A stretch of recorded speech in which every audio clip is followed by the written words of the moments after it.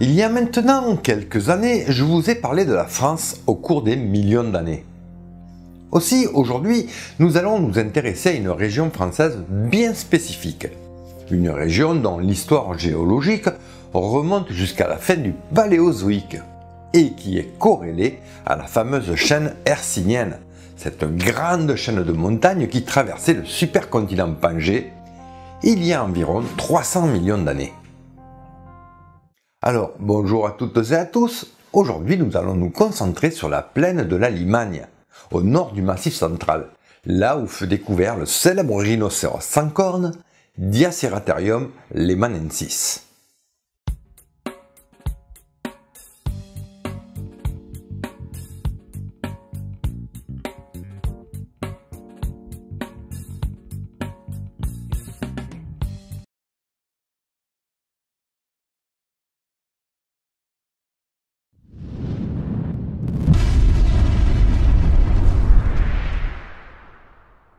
Notre histoire débute alors que la Pangée se déchire, au début du Mésozoïque, tout au long de l'ère des reptiles, l'ère des dinosaures. Ainsi, lorsque débute l'ère Cénozoïque, les continents sont tous quasiment à la place que nous leur connaissons aujourd'hui.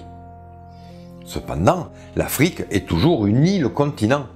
Ce n'est que durant la transition Oligocène-Miocène, il y a 23 millions d'années, que l'Afrique, la plaque africaine, entre en contact avec la plaque eurasiatique.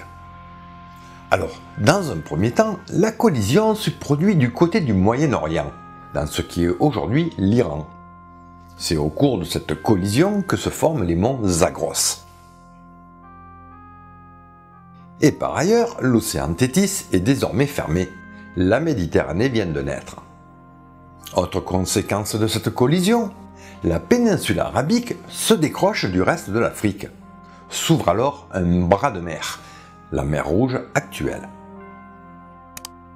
Puis, dans un second temps, la plaque africaine étant bloquée à l'est, elle pivote dans un sens horaire et entre en contact avec le jeune continent européen au niveau de la péninsule ibérique, qui elle, quelques millions d'années auparavant, était en vue des côtes bretonnes et avait entrepris son pivotant voyage vers son emplacement actuel.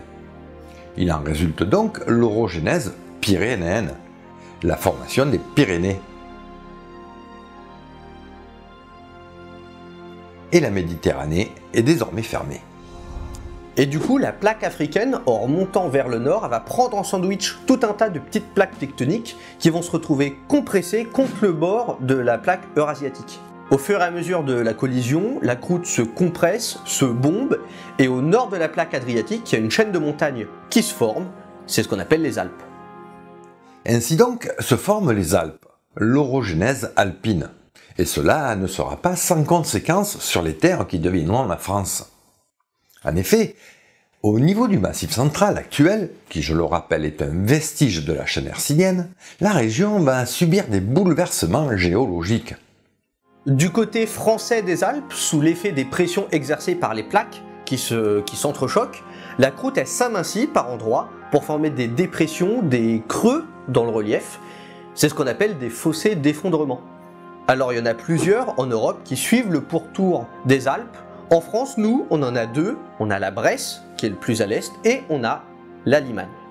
Concernant le bassin de la Limagne, c'est un bassin qui s'étend du nord au sud, qui est cerné à l'ouest par le plateau des Dômes et qui est cerné à l'est par les monts du Forêt.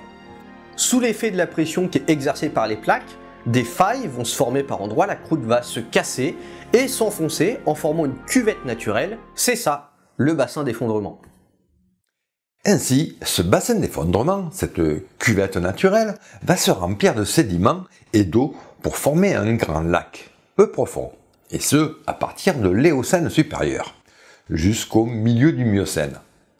Bien évidemment, durant l'effondrement du bassin, celui-ci se remplit de sédiments, poussière et autres produits de l'érosion, qui favorisent la prolifération de micro-organismes. Et en effet, certains micro-organismes, les cyanobactéries, forment des structures rocheuses depuis des milliards d'années, depuis le Précambrien, les fameux stromatolites.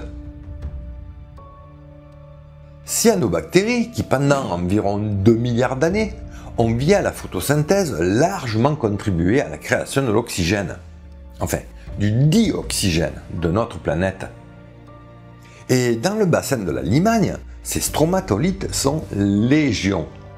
Certes, ils ne datent pas du Précambrien, mais de l'Oligocène-Miocène, et sont les formations minérales emblématiques de la région. En effet, ces cyanobactéries sont des micro-organismes vivant en colonies dans des environnements d'eau chaude peu profonde, ce que le lac représente parfaitement à l'époque. Ces colonies vont former un véritable tapis bactérien qui va agglomérer en son sein des petits morceaux de roches calcaires. Génération après génération, ces couches de roches formées par ces cyanobactéries mortes vont créer un véritable rocher en forme de chou-fleur, un stromatolite.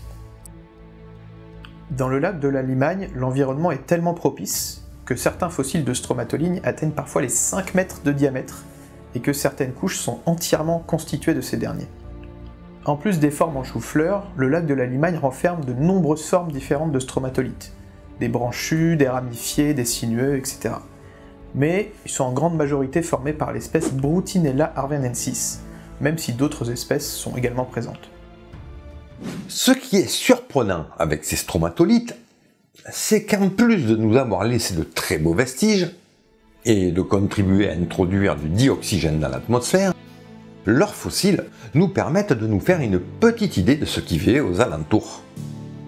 Effectivement, les cyanobactéries, en formant un début de stromatolite, peuvent enclencher le processus d'encroutage. Ce processus consiste à englober une partie d'un organisme dans une fine couche de calcaire. Cela arrive très souvent pour des plantes par exemple, des filaments d'algues, des brindilles, des aiguilles de pin et même des troncs de pin, voire de palmiers. Ainsi, ces fossiles nous permettent donc d'imaginer le paléo-environnement de cette région à cette époque. Car les plantes encroûtées peuvent nous en dire long sur le climat. Par exemple, lorsque l'on retrouve des pins, cela correspond à un climat plutôt tempéré, alors que les palmiers correspondent plutôt à des climats tropicaux. On peut aller encore plus loin, car il est possible de retrouver des pollens dans les sédiments. On a alors une diversité de plantes très importante, des ormes, des bouleaux, des hêtres, des graminées, etc. Ce qui affine encore les interprétations paléo-environnementales. C'est fou ce que ces si petites choses peuvent nous apprendre. Cela dit, vous imaginez bien qu'autour d'un point d'eau, rapidement un écosystème se met en place. Et c'est toute une faune qui gravite autour. Nous sommes donc au bord d'un lac. La végétation est omniprésente, et selon le climat et la période, Oligocène ou Miocène, les pins arborent les bords du lac où s'épanouissent des plantes de berge comme les roseaux ou les papyrus. Un peu plus loin, sur la terre ferme, les herbacées et autres feuillus, proches des ormes ou des bouleaux, prospèrent dans un climat tempéré, voire chaud, mais sans pour autant connaître d'extrêmes. C'est donc dans ce contexte que s'ébattent joyeusement toutes sortes d'animaux, notamment des mammifères. Parmi les mammifères les plus abondants dans cet environnement, on trouve Cainotherium, un petit ongulé herbivore de la taille d'un lapin, avec des pattes arrière très longues. Par conséquent, comme les lapins, il doit être particulièrement efficace pour le saut et la course. Selon les classifications, on le rapproche soit des tylopodes, c'est-à-dire les chameaux, les lamas, soit des ruminants, soit éventuellement d'autres taxons éteints comme Anoplotherium qui est proche des tylopodes. Donc il n'y a pas vraiment de consensus encore sur la place des Cainotheriidae au sein des ongulés artiodactyles. Notons que Cainotherium a des bulles tympaniques volumineuses, ce qui est un très fréquemment observé chez les petits mammifères qui vivent dans des environnements ouverts et secs. Cainotherium, morphologiquement assez semblable à une sorte de lapin ou de lièvre, mais plus proche des chameaux. En bref, un petit animal sans doute prolifique et sûrement une proie de choix pour un félin qui arpentait la Limagne en ces temps reculés, un dénommé Proelurus. Proelurus est un genre eurasiatique considéré comme le plus ancien félin au monde. L'holotype a été trouvé en Limagne. Il ressemble beaucoup à un félin classique, mais il est semi-plantigrade au lieu d'être digitigrade, et il a des proportions de membres bien plus petites. En fait, il fait penser à un fossa de Madagascar. L'animal a pu conquérir de nouvelles niches écologiques vacantes grâce à la disparition des Nimravidae à la fin de l'Oligocène. La plus ancienne occurrence de cet animal serait mongole, mais certains paléontologues considèrent justement que la mandibule trouvée en Asie serait celle d'un nimravidé et non celle d'un félin. En effet, les félins et les nimravidés sont tellement convergents qu'il est parfois difficile de les différencier sur des fragments. Certains argumentent d'ailleurs que l'origine des félins est asiatique, car leur cousin leur plus proche, le lisang, est asiatique. Mais les cousins fossiles les plus proches, les sténogales, eux, sont uniquement européens. Bref, si Proilurus est bien le plus ancien félin fossile connu, son origine géographique porte encore à débat.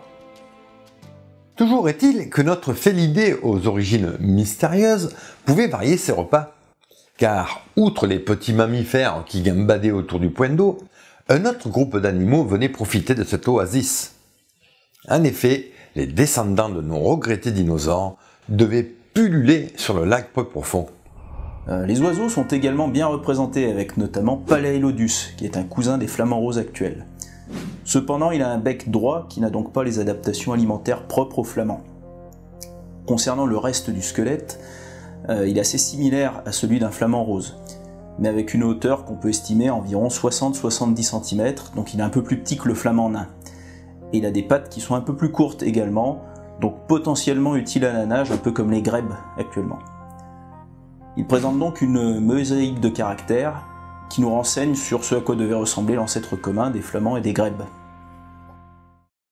On commence à avoir une idée assez précise de la région. Des petits mammifères, des oiseaux, un félin prédateur. Alors, ajoutons un reptile à cette liste, car dans les sédiments, nous avons une belle et jolie tortue, Ptychogaster. Ptychogaster est une tortue d'eau douce faisant partie d'une famille représentée aujourd'hui par une petite vingtaine de genres, les Geohémididés. Donc encore un animal associé à l'environnement lacustre de la Limagne à l'Oligomyocène. Notre liste s'agrandit. Poursuivons et ajoutons à notre petite liste un autre prédateur. Et puisque nous sommes sur un plan d'eau, penchons-nous sur Potamotherium, un animal semi-aquatique. Potamotherium est un animal ressemblant à une loutre et ayant la même niche écologique. Il fut classé comme tel jusqu'au jour où l'animal fut embarqué dans un autre groupe, celui des pinnipédomorphes, c'est-à-dire les phoques, les otaries et les morses. Pourquoi embarqué ? Car en fait, cette nouvelle classification est due à la découverte de Quigilla, un animal canadien qui ressemble très fortement à Potamotherium, mais que les paléontologues ont classé parmi les proches parents des pinnipèdes. Le problème est que les caractères que donnent les auteurs pour les classer parmi les pinnipèdes sont des caractères qui ressemblent plus à ceux des loutres. Par exemple, la forme du pied, où on a clairement un pied de loutre. La taille de l'orbite, qui est censée être très grande et qui est toute petite comme une loutre. Ou encore, la dernière molaire qui doit être réduite et qui ne l'est pas. Il y a d'autres caractères comme cela, mais je ne vais pas vous faire une liste. Depuis cette publication, personne ne s'est penché sur le sujet, et donc on voit souvent Potamotherium classé parmi les cousins des phoques, ce qui ne serait pas impossible dans l'absolu, mais qui n'est pas soutenu réellement pour le moment scientifiquement. Une loutre ou un cousin des phoques ? À savoir, comme quoi nous avons encore beaucoup à apprendre. Quoi qu'il en soit, ce site aurait fait l'objet d'un magnifique documentaire animalier.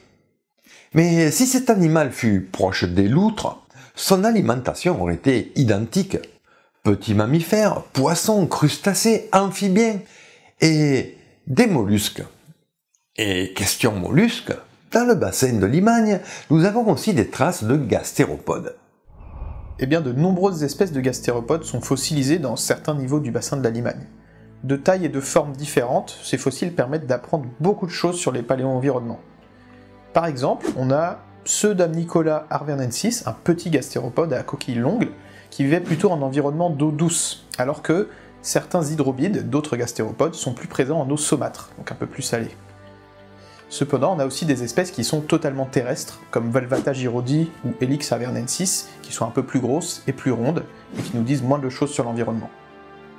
Les fossiles les plus faciles à trouver, après les stromatolites, sont sans doute les fourreaux de larves trichoptères, appelés aussi phryganes, qui sont de la famille des limnéphilinés, qui ressemblent en fait beaucoup aux éphémères d'aujourd'hui. Ce sont quoi ces fourreaux ? Ils sont fabriqués par la larve, d'ailleurs encore aujourd'hui par les espèces actuelles, pour que la nymphose se passe en sécurité. Donc la nymphose, c'est le passage de la larve jusqu'à l'adulte.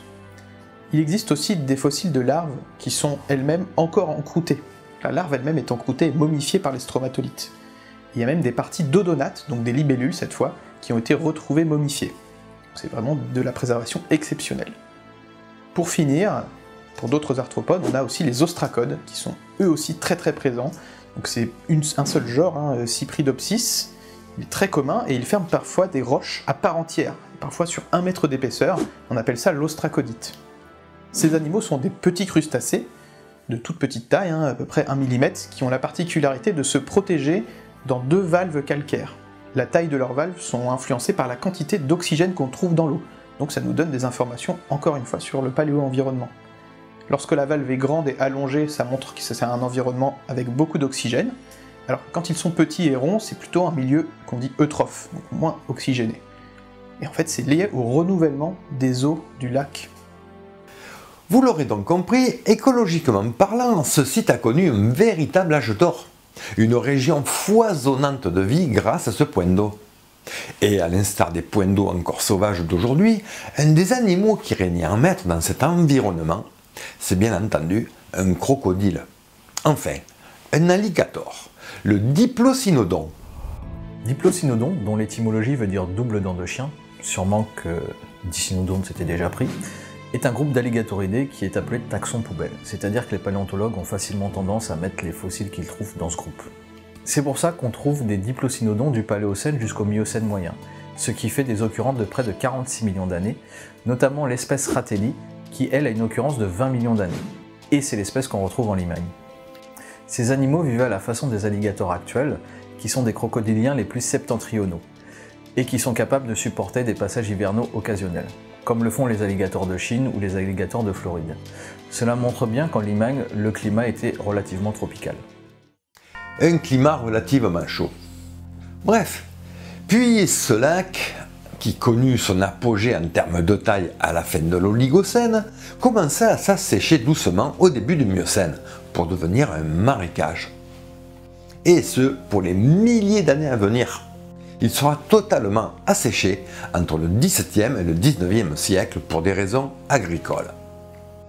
Bien entendu, vous vous en doutez, nous n'avons pas cité l'entièreté de la faune. La liste exhaustive serait impossible à lister. Amphibiens, lézards, amphibiens, serpents, rhinos, rongeurs, lagomorphes, oiseaux, et j'en passe. Mais j'espère toutefois que vous aurez apprécié cet épisode. Et si tel est le cas, vous savez quoi faire. Alors merci à Maxence. Merci Simplex, à bientôt. À Léo. Merci Simplex et à bientôt. À Julien Barbier de la page Facebook Faut s'il vous plaît. Et Christo de la chaîne Christo Officiel. Merci Simplex, et à la prochaine. Du reste, si vous voulez comprendre ce qu'est la cladistique, vous savez, toutes ces phylogénies que je vous mets en tableau souvent dans les vidéos, eh bien je vous conseille sa vidéo sur le sujet. Voilà, un grand merci aux donateurs. Grâce à vous, je vais pouvoir gratter ma bécane, ce qui devrait largement me faciliter le montage. Voilà, sur ce, je vous embrasse, prenez soin de vous, et à la prochaine. Bye bye.